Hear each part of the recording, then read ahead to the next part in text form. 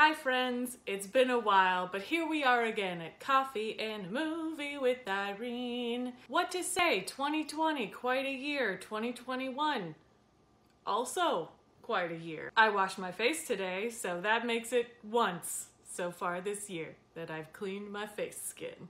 Anyway, enough about me. Today we're going to talk about the 1981 monster classic, Clash of the Titans. Clash of the Titans follows the myth of Perseus loosely. Perseus was Zeus's son and he did a lot of stuff, and you're probably familiar with Perseus from video games or the more recent remake they've made of Clash of the Titans, which I have not seen, but I can tell you with 98% certainty that I will hate.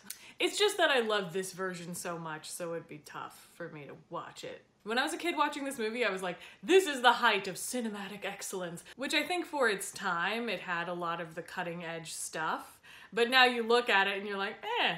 Honestly though, I think it holds up really well. Like, look at this scene of water destroying a city.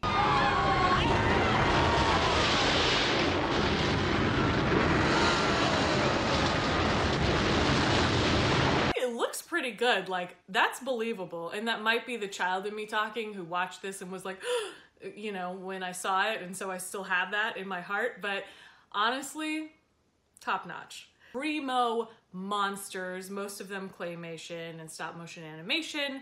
There's a really great giant vulture. There's the familiar Pegasus. There's of course Medusa. And the Kraken.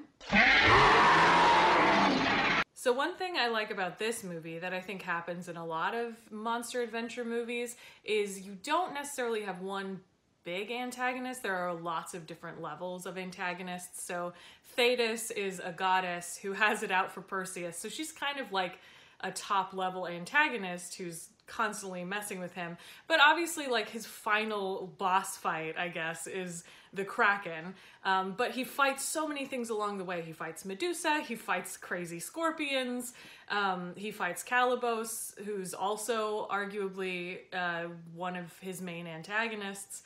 But he's just fighting against a lot of stuff, which I think lends itself well to Greek mythology, the idea of a hero who's constantly fighting battles, fighting against every single thing. But I mean, Perseus has a lot of help from Zeus, so. One of the reasons I like this as a kid is I'm Greek. My mother was Greek, and all of her family obviously is Greek. But my father was not. We didn't grow up with a lot of Greek stuff in the house, which is a bummer because that's like literally the best part of me, is the Greek side. But anyway, I was like, oh, this was ancient Greece. This was it. This was Greece. As if Harry Hamlin was like the pinnacle of Greekness. Honestly, Harry Hamlin looks more Greek than Laurence Olivier, who plays Zeus. This was a British-American movie, so, like, I get it. They have a lot of British actors in it. Obviously, Laurence Olivier plays Zeus. He does a great job. I think he captures the jealous, angry, petty side of Zeus very well. But I will say Maggie Smith is in this. She plays Thetis. Every time Maggie Smith is on screen, it's just, you're captivated by her. She just draws you in. Okay, there is such a good scene that really has nothing to do with the movie. It kind of builds Thetis's character a little bit. You kind of get an idea of what she's like as a goddess, as a character. But they didn't need to have the scene, but I absolutely love it. As you say, so many women and all these transformations and disguises he invents. In order to seduce them, sometimes a shower of gold, a bull or a swan. Why, once he even tried to ravish me, disguised as a cuttlefish. Did he succeed? Certainly not. What did you do? Beat him at his own game. I simply turned myself into a shark. It just feels like such an authentic moment. Like, these could just be kind of women talking to each other. If I were an actress in this movie, I would want to play Athena because of this scene right here. The owl. Give Perseus your owl. She gets the owl nuzzles her. He gives her little nip-nips with his beak. I love owls. So another villain in this film is Thetis' son, Calibos, who is not in Greek mythology. He's completely made up for this film. Most of Calabos's scenes are done with stop motion animation and claymation.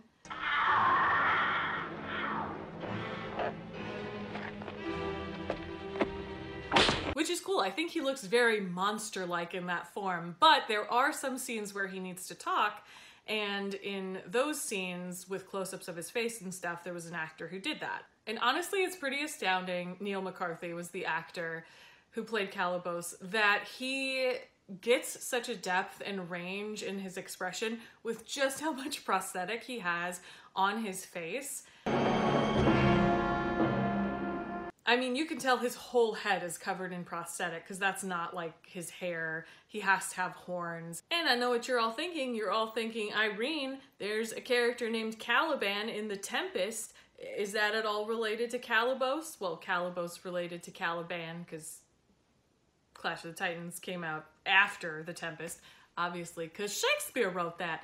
And the answer is, I don't know, but I did mention it in a Shakespeare class in college, and the teacher was like, why are you talking about this? So, I haven't even talked about Bubo yet. So Bubo is the owl that Athena has, but this is crazy, right? Zeus gives Perseus 3 legendary items, right? A helmet that can turn him invisible, a shield that saves his life, and a sword that can cut through solid marble. And then he loses the helmet in a bog, spoiler alert, sorry.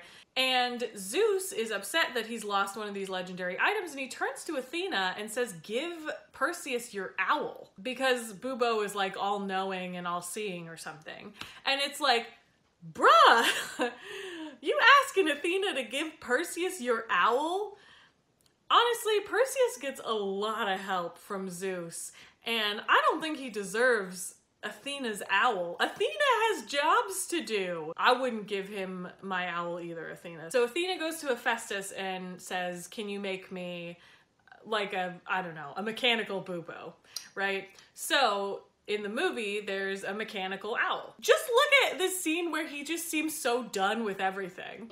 No matter how huge and powerful. I would highly recommend Clash of the Titans. You should definitely watch it. Hopefully there will be lots more coffee in a movie this year, because 2021 is gonna be a good year. Absolutely. It's gonna happen. It's gonna be fun. We're all fine. Anyway, hope you enjoy. Please watch lots of movies and drink tons of coffee. As you can tell, I can feel the pitch of my voice just rising from this espresso, and gotta say, I'm feeling it. Hope you all have a great day, and I'll see you next week. Bye!